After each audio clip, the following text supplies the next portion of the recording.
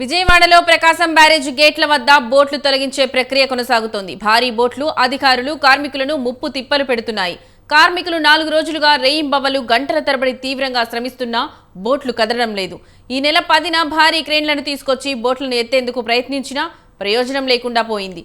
11, 12 తేదీల్లో విశాఖ నుంచి వచ్చిన డైవింగ్ టీం నది లోపలికి వెళ్లి బోటును 2 ముక్కలుగా కోసేందుకు శ్రమించింది. అయితే నీటిలో బోటును పూర్తిగా ముక్కలు చేయడం సాధ్యపడలేదు. దీంతో బలమైన గొలుసులను బోటుకు కట్టి వెనక్కి లాగేందుకు ప్రయత్నాలు ప్రారంభించారు.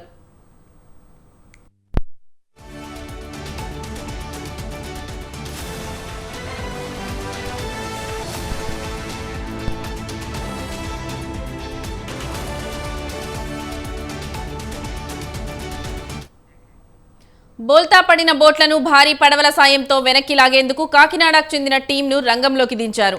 నిన్న ఉదయం నుంచి చిక్కుకున్న బోట్లను బయటకు లాగేందుకు టీం తీవ్రంగా శ్రమించింది. ఒక్కోటి 50 టన్నులకు పైగా బరువును పైకి లాగే సామర్థ్యం ఉన్న 7 శక్తివంతమైన పడవలను తెప్పించారు. పైకి లేపేందుకు ప్రయత్నించినా ఫలితం దక్కలేదు. దీంతో బోటు తొలగింపు ప్రక్రియను తాత్కాలికంగా నిలిపివేశారు. ఇవాళ ఉదయం పొడవాటి దృఢమైన రోప్లు, కొక్కేలను పడవకు కట్టి బయటకు తీయాలని అధికారులు నిర్ణయించారు.